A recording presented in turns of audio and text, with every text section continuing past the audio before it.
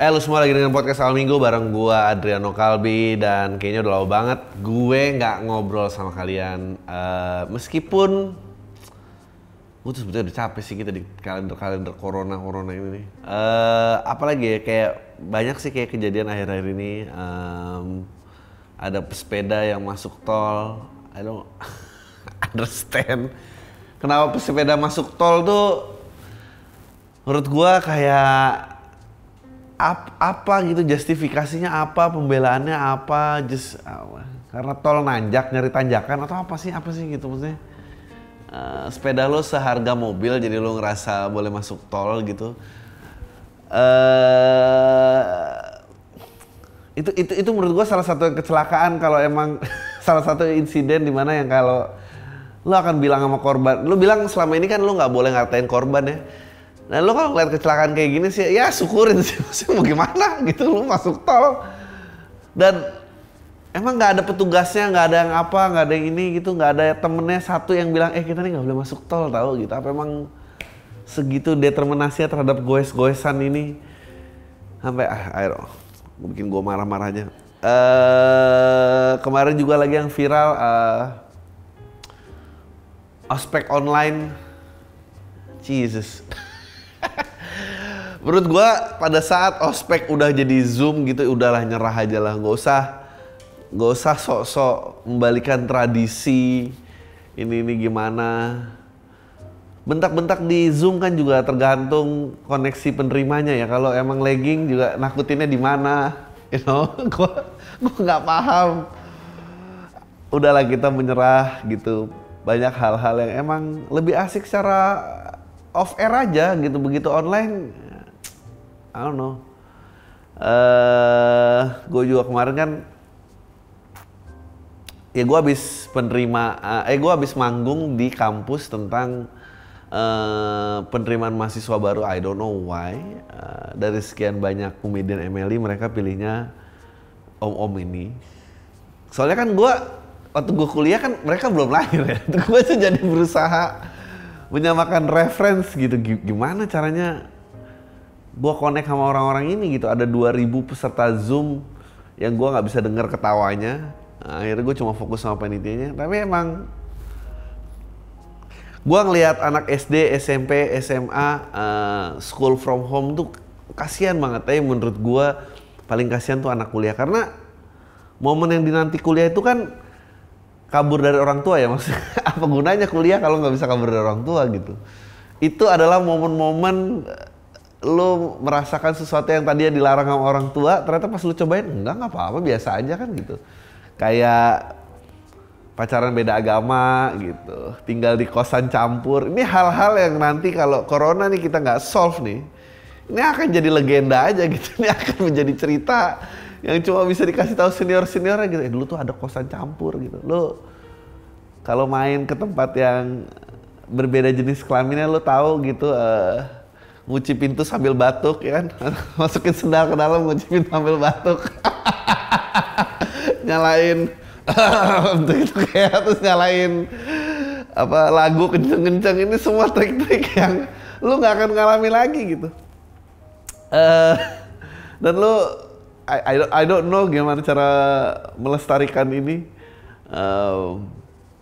di rumah gitu. Ya ampun, kuliah ditonton orang tua, lagi lihat apa, nah ya lo denger itu lagi. Najis, sedih sih, sedih.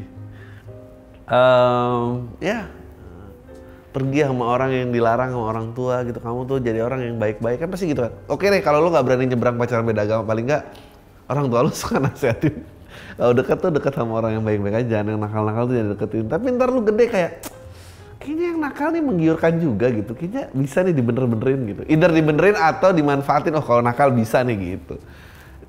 Jadinya, oh ternyata lu dalam kegilaan ini, ya itu nggak ada. I don't know. Sekarang tuh orang kuliah gimana sih? Saya kencan gitu, berpacaran. Boleh buka masker kapan? Udah ada aturannya belum sih? Belum pernah nih buka masker secepat ini buat kamu. Berantem karena masker, kayak ini masker siapa tinggal di sini gitu, kayak di kosan-kosan campur.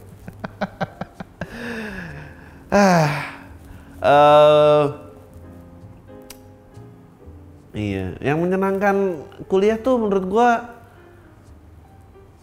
nginep di tempat orang nggak bilang orang tua sih. Itu kayak itu menurut gua menyenangkan. Oh ternyata nggak apa-apa yang nginep gini, baik-baik aja gitu. Handphone dimatiin, ya. Dan gue tuh kayak bernikmat. Gue tuh kuliah masih ngerasain MIRC ya. Gue nggak tahu lu semua masih ada MIRC apa enggak. Internet ADSL tuh udah kenceng banget. Tapi sekarang udah 4G mungkin udah lebih gampang. Dulu enak tuh kayak dulu gue harus balik nih, gue janjian webcaman cuy gitu. Webcaman harus ada jamnya, kalau nggak gimana gitu. Kalau sekarang kan lo di mana aja ini FaceTime, lebih sulit untuk berkelit sih. Menurut gue saran gue buat orang-orang yang kuliah, tapi sekarang kuliah dari rumah juga. Tapi kalau lo kuliah waktu normal tuh menurut gue udahlah nggak usah sok-sok long distance lah, nggak usah, lupain, percuma karena pasti terjadi sesuatu. And then kalau ada perselingkuhan, lu mulai tuh menggodok alasan apa yang enak buat putusnya, jangan sampai perselingkuhannya ketahuan gitu. Dan nggak ada waktu yang lebih lama lagi rasanya saat lu nungguin pasangan lu tuh berbuat kesalahan gitu. Karena lu itu entry point lu buat putus kan. Of course orang putus kan nggak ada yang mau menyalahkan diri sendiri, jadi dia akan nunggu kapan nih dia salah nih. Kapan dia pergi nggak bilang gua, atau ada temen gua yang lihat dia pergi sama orang lain, kapan gitu. Dan lo akan tekan itu terus, padahal sendirinya lo yang salah gitu. Itulah awal-awal kuliah. I don't really remember pelajaran apa sih di kuliah. Gue inget yang kayak gitu-gitu ya. Of course dunia yang sudah sangat berbeda sekali. Iya dulu research masih cari buku, sekarang mana ada research pakai buku. Buat apa research pakai buku? I don't know. Sounded old. Katanya akan ada segera vaksin corona dari Sinovac, harganya 148.000 gitu kan, dijual dalam rentan harga 148.000 sampai 300.000. Gue nggak tahu ya siapa gitu, gue belum pernah lihat hasil researchnya gitu di mana percobaan umat manusia terhadap vaksin ini dilakukan. Untuk tiba-tiba lompat dan ngambil vaksin ini gue juga takut. Gue rasa Indonesia tuh harus melakukan research di mana dia mensurvei seluruh keluarga di Indonesia yang nggak ada fungsinya tuh, member keluarganya nggak ada fungsinya. Nah itu yang dikumpulin untuk relawan vaksin, uji coba vaksin corona gitu. Karena ya knock on wood ya, kalau kenapa-napa ya paling nggak membebaskan beban-beban keluarga. kita semua punya anggota keluarga itu kan yang doyan minjem duit, yang somehow addicted terhadap judi, terus yang entah kenapa nggak mau ngelarin sekolah, nggak mau kerja gitu, nggak menikah. Ini gue nggak ngerti kenapa selalu ada produk-produk ini yang nggak tahu lah. Daripada mereka direkrut jadi teroris kan mendingan jadi relawan uji coba vaksin ya. Paling nggak ada paham yang disebarluaskan gitu dari pergosipan mereka gitu. Kalau vaksin udah mati ya, well ya. Tapi kalau misalnya ngomong kan orang bodoh tuh kan gosipnya lebih tinggi ya. Jadi dia kalau diajarin ajaran sesat apa, nyebarnya lebih cepat karena dia gosipnya lebih tinggi. Karena orang pinter tuh dikasih sesuatu kayak, well, belum tentu sih, gue nggak percaya gitu. Itu dia kenapa propaganda gitu, kebodohan, berita-berita miring, semua tuh cepat nyebar karena gitu. Karena mereka anxious dengan kehidupannya, jadi ngomong terus kerjaan. Itu mendingan orang-orang itu disuntik vaksin corona aja. Jadi kalau vaksinnya perlu di-upgrade ya kita melalui uji coba ini. Dan gue nggak percaya. Gue nggak mau nyoba vaksin yang belum diuji coba ke manusia, nggak mau gue. Kalau kayak nggak udah dicoba ke bebek, ke bodo amat, bebek ya bebek, anjing. Pakai orang, gue mau pakai orang yang emang sehat gitu, fisik mirip sama gue, golongan darah sama. Kalau dia oke, gue mau. Jangan percaya, jangan pernah mau beli udah dicoba ke sapi apa enggak. Sapi sama lu beda jauh, lupain aja. Mau 300.000 kayak murah, 300.000 nggak banyak. Paling duit check-in lah hilang sekali. Mesti iklan vaksin corona tuh gitu. potong jatah cekin Anda sekali, Anda bisa dapat vaksin corona. Laku pasti. Paling nggak di kalangan mahasiswa lah laku. Ya tapi yang lucu, nggak lucu sih, ini semua berita menyeramkan. Kita ada, pokoknya kita kalau nggak salah 55% itu asymptomatic patient, jadi pasien tanpa simptom. Karena dan kita kenapa pasien ini, karena gue lupa Indonesia tahun berapa kita sempat mengalahkan vaksin BCG dan itu untuk nguatin paru-paru. Itu dia kenapa kita nggak banyak terganggu pernapasannya. So mungkin kita kena COVID kayak flu biasa, akhirnya makanya angkanya gede banget. Itu dia ya, makanya nggak tahu. Gue mau ngajak perang SJW yang anti vaksin apa nggak ya? Gue bingung sih sama orang. I don't know how banyaknya pendapat tuh bisa mengalahkan fakta tuh. I don't understand gitu. Kenapa kita one step forward, two step back gini gitu? Just because semua orang punya pendapat yang sama, mereka menganggap pendapatan itu kebenaran. It doesn't matter gitu. 1 tambah 1 itu 2, mau 2 juta orang yang bilang itu 3, enggak, tetap 2 men gitu. Maksudnya lo mau ngomong apa sih gitu? Mau sosial media nih. Nah, orang bego jadi ada temen ya soalnya. Dulu zaman kita sekolah yang bego harus duduk yang pinter, jadi biar blend in gitu. Sekarang kalau udah rame-rame gini harus diadu domba ini semua, harus diadu domba bahwa ya kalau Tuhannya beda pakai Tuhannya, kalau rasnya beda pakai rasnya.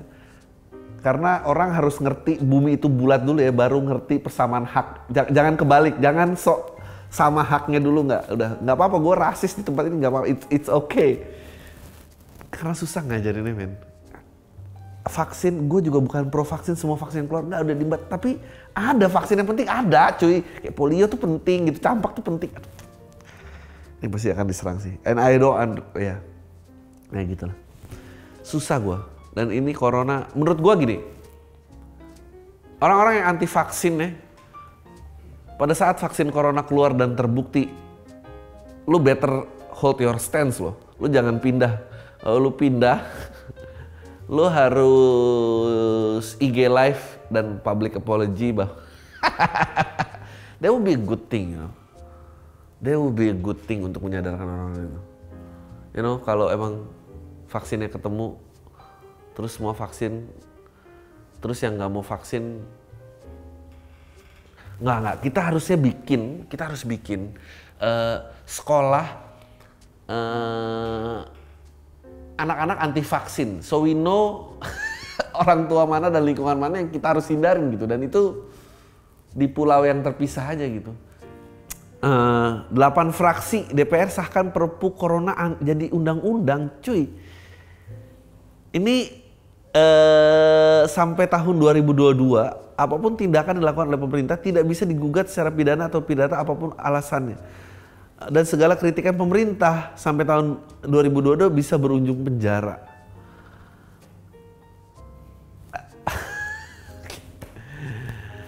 Lu kayak nonton pertandingan bola, pertandingan itu jelek banget tapi semua nonton pakai lakban mulutnya, itu lu kayak gitu.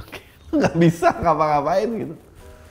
Tapi orang Indonesia kreatif lah menurut gue, mereka akan mencari cara gimana caranya nyentil dan ngeledekin dan ya biar lo sadar cuy. Lo nggak lihat rambutnya Deddy Corbuzier dulu apa, itu rambut kan karena nggak ada yang kritik, maksudnya dia lakuin aja gitu. Semua itu jelek dan semua orang diam. That's what happen kalau lo punya ide nggak dikritik orang gitu. Lu maunya apa gitu? Ya I remember Gus Dur ada kayak gitu, nggak ada aturannya, and then Habibie sih sebetulnya yang bilang ngebuka itu, dan Gus Dur berusaha ngatur itu. Abis itu sosmed terjadi, semua bisa di tracking. Yang tadi tuh biasalah itu yang goblok jadi ketemu temennya. Ini mereka jadi counter culture, terus kita bisa indirect connection sama pemerintah capek sama kritik kita. Ya udah, jadi semua nih memiliki pendapat, lo dihajar sama SJW, dihajarnya sama undang-undang dari pemerintah. And terus yang kemarin diperjuangin tuh buat apa ya gitu? Nggak pernah ada bentuk kekuasaan yang berhasil berdiri lama tanpa kritik loh, dan nggak ada bisnis yang besar karena monopoli, nggak ada. Ekosistem persaingan harus dijaga. Well, but not necessarily true sih, karena di dunia sekarang mungkin cuma dimiliki oleh 5 atau sampai 10 perusahaan gitu. Nah ya, itu tapi bahasan lain lagi. Gue sih ngerasa seneng podcast awal minggu tuh size-nya segini-segini aja, karena kalau meledak gue juga nggak tahu, mungkin gue diborgol. Banyak kok sebetulnya, kayak apa kemarin RCTI menggugat hak siar. Wah itu ada sejarahnya lagi, itu tuh menarik tuh. Lo harus lihat di tahun 90-an sebelum, menurut gue bukan menurut gue, ada hukumnya, frekuensi nasional itu hanya boleh dimiliki pemerintah sebetulnya. Dan itu hak siarnya TVRI, yet ada televisi-televisi swasta yang memiliki hak siar nasional. Lo harus lihat siapa pemilik-milik TV itu sebelum era reformasi, especially di early 90s. And I don't know, karena menarik menurut gue. Pada saat itu media yang golden eranya adalah TV konvensional. Lalu orang-orang berkaitan dengan rezim gitu ada di situ. Nah sekarang I don't know, anaknya presiden di YouTube kan tai gitu. Apakah dia nggak? I think he's a good guy. I don't know he's a good guy apa enggak. But he's big now Gue kalau pukul-pukulan udah nggak berani tuh. But menurut gue dia orang yang sangat lucu. Kemarin ngetrol itu sih lucu banget sih menurut gue. Penipuan online itu. Mestinya, you know what happen kalau dia yang ngetrol Perpu kayak gini, boleh nggak? Boleh nggak sih? Boleh dong, nggak boleh ya? Ayo dong. Kalau Anda kan mungkin aman, sih gitu. Jangan trolling ya, tiba-tiba gue nyebut gini terus di-mention semua ke dia. Tapi gue beruntung sih, gue bukan anaknya siapa-siapa, gue bukan keluarga kaya, gue bukan keluarga pemerintahan, gue bukan ningrat. Jadinya gue bebas menentukan nasib gue sendiri. Well, mungkin mati sepi sih, nggak ada yang datang, tapi itu ntar aja lah urusan nanti. Selama hidup masih bisa bikin prestasi, masih bisa kasih makan buat semua orang. You know, I guess it takes guts untuk jadi diri lu sendiri. Anjing, podcast kemana-mana ujungnya pesannya jadi diri sendiri. Udah itu aja.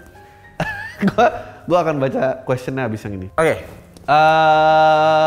Bagi lo semua yang belum beli direct download, tahu deh yang pintar dan lo pikir lo keren, sekarang udah tersedia di www.majelislucu.com, harga Rp150.000. Please beli. Kenapa gue harus pakai please? Ya tahun depan sih mestinya gue bisa bikin lagi sih, mestinya. Kita dan gue nggak mau nih bikin pakai ala corona gitu. Semoga udah nggak ada corona. Pokoknya gue mau bikin, mau ada nanti masih corona apa enggak, pokoknya off air kita duduk dempet-dempetan. Jadi kalau kita mati, semua mati hari itu. Sempul. Mau nanya kenapa akhir-akhir bintang tamu PAM kok ngebosenin ya? Apa karena lo holding back aja atau cuma penasaran aja? Gue baru bahas sama kru di sini. Anjing gue tuh kadang-kadang kangen lo monolog gue. Berasa scripted dan gak organik, lagi-lagi perasaan gue doang. Kalau dengerin lo mindset lo keras tapi lo logis, ngingetin gue sama Ricky Gervais. Gini, gue nggak ngerasa enak karena gue itu bukan interviewer basicnya. Gue memang basicnya penulis. Gue tidak punya background, gue punya background penyiaran, tapi I'm a lousy broadcaster, makanya dipecat, di-cut lah kontraknya. Gue nggak terbiasa menggali orang dan membuat orang nyaman, itu satu. Kedua, gue tidak seterkenal itu, jadi orang yang diundang lebih terkenal dia pasti akan lebih jaga sikap. Ngapain gue buka topeng demi cecunguk ini gitu loh, jadi nggak bisa, kecuali orang-orang yang Gue tahu entry pointnya dari mana, dia mengenal karya gue kan, gak mungkin dong gue kayak tolong mas download dulu Lo Pikir Lo Keren sama Tahu Deh Yang Pintar di Majelis Lucu, nanti kalau mas udah tergabung dengan pola pikir saya baru kita interview. Gak bisa gitu, jadi sangat susah untuk ngancurin mereka, ngancurin tembok pertahanannya. Terus kamera, miking, lighting itu membuat orang, I believe, meskipun sosial media ya, apapun bentuk itu, begitu ada alat yang merekam dan mengetahui ini sedang direkam, kurasi itu langsung terjadi gitu. Jadi apapun yang di-present itu sesuatu yang mereka ingin present. Well, you know, it's on me, bukan bintangnya, it's on me karena gue kurang terkenal jadi mereka nggak relax. Coba kalau sama Deddy Corbuzier, semua orang relax. Dan gak mungkin, apalagi yang pansus relax banget, masih so asik semuanya. Lu akan lihat kalau di interview Deddy Corbuzier, yang fame-nya lebih di bawah tuh pasti lebih so asik. Kalau fame-nya lebih di atas, dia pasti jaga-jaga kayak aduh apa ini, merasa susah dikorek tapi dia berasa dekat artinya gitu. Lu bisa ukur kepentingan orang dari situ emang. Bang, gue masih 20 tahun, gue kuliah di daerah Jawa Barat, ngekos berapa bulan yang lalu gue iseng nyoba BO dari Twitter, mantap! Corona, BO dari Twitter. Resiko beli setan. BO dari Twitter, BO. Sebenarnya gue ragu karena dia minta DP. Enggak, bukan karena corona ya, karena minta DP. Ya Allah ya Tuhan, karena minta DP. Oke, ini emang sange kalau di atas akal ya begini ya. Ragu karena DP ya, bukan karena corona di luar, ya Allah ya Tuhan. Minta DP, tapi karena nggak seberapa gue bayarin. Waduh, setelah DP dia ngasih nomor WhatsApp. Singkat cerita dia nggak jadi datang dengan berbagai macam alasan mau balikin duit gue, walaupun akhirnya nggak kejadian anjing. Gue sebenarnya ada positive thinking karena dia ngeblok kontak gue. Hah? Gimana sih ceritanya? Semua yang kejadian udah lu lewatin itu udah jelek semua, lu masih positive thinking even sampai di blok. Ah ya Allah. Oke. Gue sebenarnya ada positive thinking karena dia nggak ngeblok, sorry, oke, nggak ngeblok, oke. Ya, BO juga manusia ya, siapa tahu. Dia tadi pagi dia ngechat lagi bang, gue pikir dia minta duit lagi terus gue blok aja, tiba-tiba ngechat dari beberapa nomor bang. Hah? Ada yang ngaku temennya, ada yang ngaku bosnya, nyuruh gue ngeladenin dia. Akhirnya kontaknya gue unblock dan gue ladenin orangnya. Bener bang, ujung-ujungnya dia minta duit, tapi lucunya 3 akun ini ngechat gantiin kayak dikerjain 1 orang gitu bang. Gue sebenarnya udah raga keganggu bang, sampai udah ngaku bos pakai ngancem nyawa segala. Hah, ancamannya apa? Kenapa bosnya jadi yang ngancem lu gitu? Maksudnya kan lu udah bayar DP nih, terus nggak jadi, lu nggak di blok, lu masih positive thinking, terus lu blok nih, terus ada orang ngaku bosnya bilang nggak, buka bloknya, ladenin, kalau nggak lu gue bunuh. Anjing goblok banget lu. Terus pakai nelfon gitu bang, mau gue blok tapi takut ada akun baru lagi, mau lapor polisi takut gue kena masalah. Gara-gara pesen gitu, lu ada saran nggak bang?